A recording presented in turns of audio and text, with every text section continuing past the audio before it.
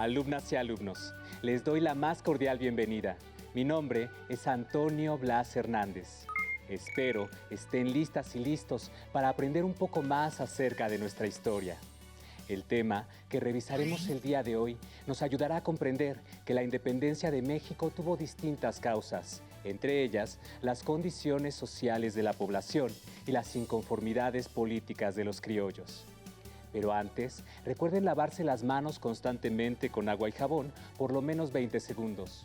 Si necesitan salir, usen correctamente el cubrebocas, protegiendo nariz y boca, y mantengan la sana distancia, alejándose de las demás personas mínimo 1,5 metros. El propósito de esta sesión es reconocer el anhelo de autonomía de los criollos como causa del movimiento de independencia.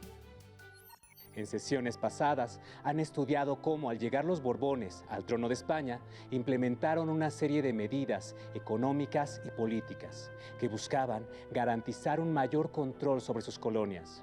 A estas acciones se les ha denominado reformas borbónicas y en Nueva España significaron una serie de cambios, tanto en la administración de la colonia como en la organización de la sociedad. Uno de los propósitos más importantes de estas reformas fue obtener mayores beneficios económicos. Para ello, resultaba necesario centralizar el poder, lo que significaba limitar la participación de los criollos en puestos clave del gobierno y de la administración virreinal. Pero, ¿quiénes eran los criollos y cuál fue su importancia en la historia de nuestro país? Dedicaremos los siguientes minutos a responder esta importante pregunta. Recuerden tener a la mano su libro de texto, cuaderno y bolígrafo para hacer anotaciones, así como un diccionario o fuentes de consulta, por si tienen alguna duda acerca de algún término, para que una vez que termine la sesión les ayuden a comprender mejor la información. Para comenzar, acompáñenme a leer este fragmento de la autoría de Sor Juana Inés de la Cruz. Se trata del romance Grande Duquesa de Aveiro. Que yo, señora, nací en la América abundante, compatriota del oro, paisana de los metales, en donde el común sustento será casi tan de balde que en ninguna parte más se ostenta la tierra madre. De la común maldición, libres parece que nacen sus hijos, según el pan no cuesta el sudor afanes. Europa mejor lo diga, pues ha tanto que insaciable de sus abundantes venas desangra los minerales. Como pudieron apreciar en este fragmento de una de las poetisas más importantes del periodo virreinal y de toda nuestra historia, plantea un reclamo a Europa por la explotación insaciable que ha hecho de los recursos del lugar en el que ella ha nacido y que llama la América abundante. Este reclamo refleja el sentir de los criollos, el grupo social al que Sor Juana pertenecía. Los criollos eran uno de los grupos sociales de Nueva España. Se les daba este nombre a los hijos de españoles nacidos en América, por lo cual también se les conocía como españoles americanos. Algunos eran hijos de los primeros conquistadores o descendientes de migrantes europeos que habían llegado a Nueva España a instalarse y fundar diversas empresas de colonización, practicando los oficios o las actividades que habían desarrollado en la península. El lugar que los criollos ocupaban en la sociedad era privilegiado en muchos sentidos. Eran comerciantes, profesionistas o hacendados y podían ocupar cargos menores en la administración virreinal o eclesiástica, ya que los puestos más importantes eran reservados para los españoles enviados por el rey de España, situación que se agudizó con la implementación de las reformas borbónicas, ya que las posiciones políticas y económicas que los criollos habían logrado antes del siglo XVIII se eliminaron con las nuevas medidas o fueron entregadas a funcionarios peninsulares leales a la corona.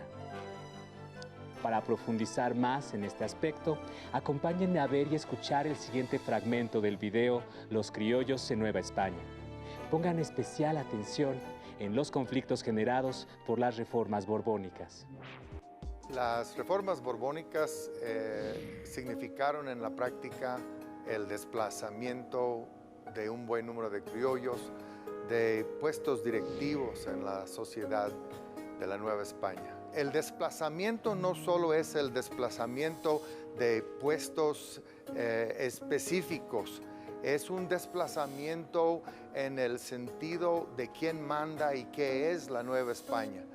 Significa, desde luego, que va a haber impedimentos para que ciertos criollos lleguen, ya no se diga a ser obispos, pero en otros casos ni siquiera canónigos de las catedrales. Pero hay otro aspecto, hay un desplazamiento de valores. Las reformas borbónicas tienen un elemento de reformismo socioeconómico casi a ultranza. Hay que hacer que la Nueva España produzca más que nunca y hay que lograr que las personas hagan y se coloquen en los lugares necesarios para que se produzca mejor y se produzca como el gobierno español quiere. Esto empieza a romper ciertos tejidos en el sentido de la integración, digamos, de la Nueva España. Y los sacerdotes empiezan a quejarse de que son desplazados, son echados a un lado, ya no son consultados, empiezan a quejarse de que han tomado una actitud mucho más agresiva los funcionarios peninsulares españoles a nivel local. Algunos han hablado de una secularización de la política en la época de las reformas borbónicas. Y entonces pues son justamente estos curas de pueblo que empiezan a ser los líderes más adelante cuando ya ha venido la descomposición política por la invasión francesa de España en 1808, cuando se ha dado un movimiento de juntas, cuando se ha reprimido el movimiento de juntas en la Nueva España. De repente van a saltar al escenario a partir sobre todo de 1810 con Miguel Hidalgo. Estos individuos, incluso en los 1820, van a ocupar un papel fundamental, estelar, podríamos decir, en el escenario de la independencia de México. Como pudieron escuchar y observar, las reformas borbónicas provocaron un gran descontento social y despertaron en los criollos un sentimiento de pertenencia hacia la tierra que los vio nacer. ¿Recuerdan algunas de las consecuencias sociales derivadas de las reformas borbónicas? Quizás la más sonada fue la expulsión de la orden jesuita, institución que había llegado a Nueva España para cumplir la demanda de los conquistadores, que sus hijos fueran formados en las escuelas de esta orden. En el siglo XVIII, los jesuitas poseían 21 colegios distribuidos por Nueva España. Sus maestros eran considerados los más prestigiados y talentosos, y una gran cantidad de criollos formaban parte de la orden. Los jesuitas generaban un vínculo muy profundo con las comunidades donde se establecían, por el papel que desempeñaban para la atención de la población más necesitada de la sociedad novohispana. A pesar de ello, no eran bien vistos por algunos funcionarios designados por la corona. En 1767, el rey Carlos III ordenó la expulsión de los jesuitas de Nueva España, lo que significó la salida de más de 678 religiosos, entre estos muchos criollos, y por lo tanto el cierre de sus colegios. Lo anterior fue visto como una injusticia porque debían abandonar el país familiares, amigos y maestros sin una razón específica, debido a que el rey había declarado que las razones de la expulsión se las guardaba en su real pecho. La expulsión originó una serie de levantamientos en varias regiones del país, que fueron reprimidos y controlados. Por otra parte, algunas órdenes religiosas ampliaron su oferta educativa al abrir nuevos colegios. Sin embargo, la obra de los jesuitas no se olvidó durante el periodo colonial, y su expulsión se consideró una arbitrariedad más de los gachupines, término con el cual los criollos llamaban despectivamente a los españoles peninsulares.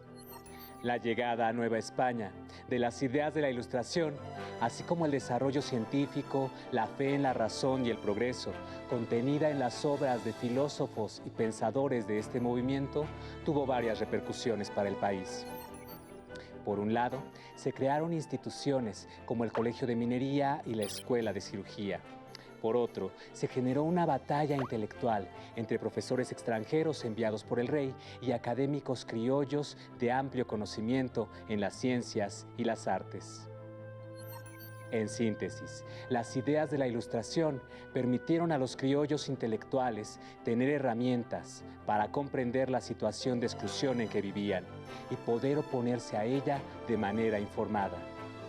Asimismo, las constantes guerras que España enfrentó con otras potencias y que el financiamiento se obtuviera de los recursos generados en Nueva España hizo más evidente para los criollos la condición desfavorable en la que la corona tenía a la colonia y a sus habitantes.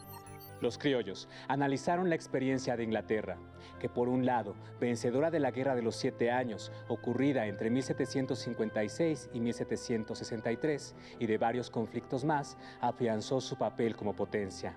Pero por otro, llevó a cabo medidas económicas polémicas, entre ellas el excesivo incremento de impuestos, que llevaron a sus 13 colonias en América a declarar su independencia el 4 de julio de 1776.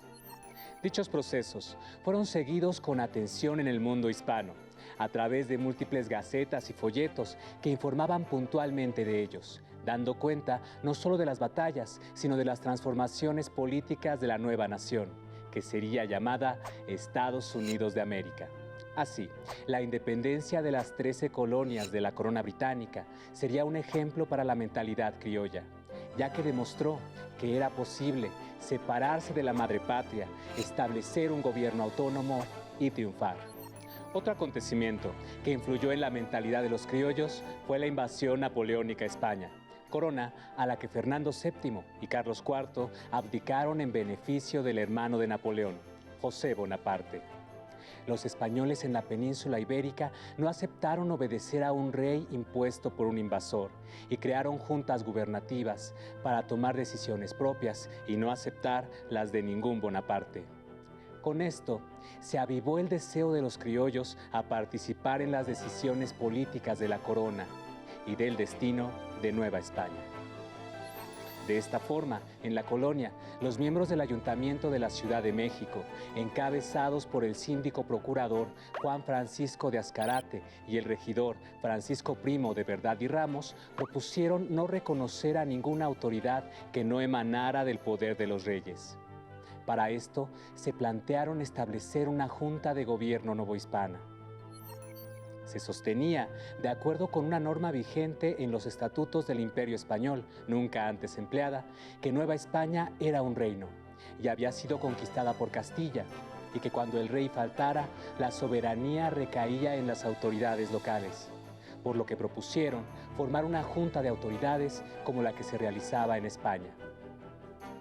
Aunque tuvieron el apoyo del virrey José de Iturrigaray, su propuesta no prosperó, ya que la Real Audiencia de México y Gabriel de Yermo apresarían al virrey, a su familia y a los principales líderes que se habían atrevido a proponer la autonomía. Además, argumentaban que aceptar dicha propuesta solo provocaría la separación del virreinato y que no había ninguna necesidad de cambiar de autoridades, ya que éstas podían permanecer tal como estaban. Como resultado de los acontecimientos mundiales de interés para los habitantes de Nueva España, aunado al conflicto permanente entre peninsulares y españoles nacidos en América, se generó una forma de conciencia llamada criollismo. Esta contribuyó a definir su identidad, sus valores y comprender la historia de otra manera. Pero ¿en qué momento se fue forjando esta mentalidad? No existe una fecha exacta. De acuerdo con Enrique Florescano, la identidad criolla se componía de un lenguaje, el español como idioma, la religión católica con la veneración a símbolos americanos como la Virgen de Guadalupe, y una cultura desarrollada en ciudades por varios pensadores y artistas que exaltaban el orgullo de ser americanos. Y en el pasado indígena, que tanto había asombrado a Cortés, que los criollos interpretaron a su manera para reivindicar sus aspiraciones. Algunos de los misioneros españoles, como Fray Bernardino de Sahagún, defendían que el imperio mexica era comparable a la antigua Grecia o al imperio romano. Los criollos se apropiaron de esta versión y la utilizaron para reclamar su derecho a aprovechar los recursos de América. Tanto en la obra de Sor Juana Inés de la Cruz como en la de Carlos de Sigüenza y Góngora, dos pensadores novohispanos muy destacados del siglo XVII, se aprecia la búsqueda de entender su realidad y explorar la naturaleza, que fomentaría el sentido de identidad criolla.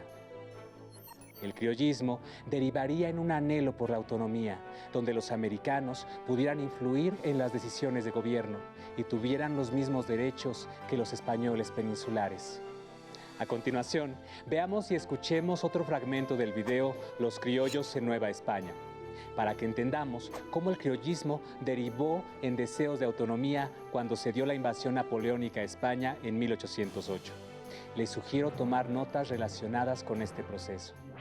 Las reformas borbónicas en el siglo XVIII se refieren a las reformas llevadas a cabo por la familia reinante de España, los Borbones de origen francés. Van a empezar a desbaratar todo el andamiaje del imperio hasta ese momento, cuando menos como planteamiento, para rehacer las cosas. En ese planteamiento que algunos han visto como el nacimiento del Estado moderno en México, con ideas ilustradas, con ideas de cambio evolutivo permanente, los criollos son vistos demasiadas veces como los enemigos. Enemigos por ser los hijos de la tierra, por tener intereses en la tierra mexicana, novohispana, por tener parentesco con los no españoles y quizá no ser del todo leal a la idea del imperio o al monarca español, y sobre todo por guardar ciertos rencores, resentimientos contra los peninsulares y tener pretensiones de mando localmente en América. Entonces, como que empieza a agitarse un problema incluso del imaginario, el imaginario de cómo pensar la Nueva España. Los criollos empiezan a privilegiar una visión quizá un poco más autónoma de la Nueva España, y los españoles ven y empiezan a llamar a la Nueva España una colonia. Y una colonia solo existe en la medida en que sirve los intereses del país colonizador, ¿no?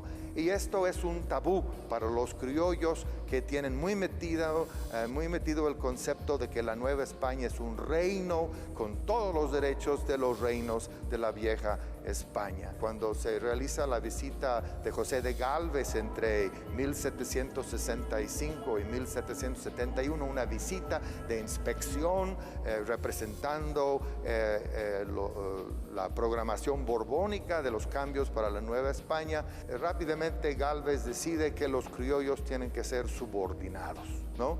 Entonces los empiezan a remover de ciertos puestos que ya habían logrado detener, y empieza el resentimiento a crecer. Y esto va a crecer hasta cuando la invasión francesa de España en 1808 hace que los españoles formen un movimiento de juntas de sus principales ciudades. Los criollos en la Nueva España dicen inmediatamente: nosotros no somos menos que nuestros hermanos peninsulares, formaremos nuestras propias juntas. Y empieza un movimiento, recibe simpatías del virrey en funciones, Iturrigaray, de la Nueva España, y viene un movimiento represor que quita al virrey, que suprime las juntas novohispanas, y entonces las cosas empiezan a estallar. Como vimos en esta sesión, las reformas borbónicas se implementaron en Nueva España en un ambiente agitado por la Ilustración. Asimismo, se forjaba una nueva conciencia de sus habitantes americanos, el criollismo, que buscaba una identidad y mayor independencia de la metrópoli. Elementos que favorecieron a consolidar una forma de pensar que reivindicaría el amor por el lugar en el que había nacido, la creencia en el derecho a aprovechar las tierras heredadas o conquistadas por sus padres, y sobre todo la confianza en sí mismos.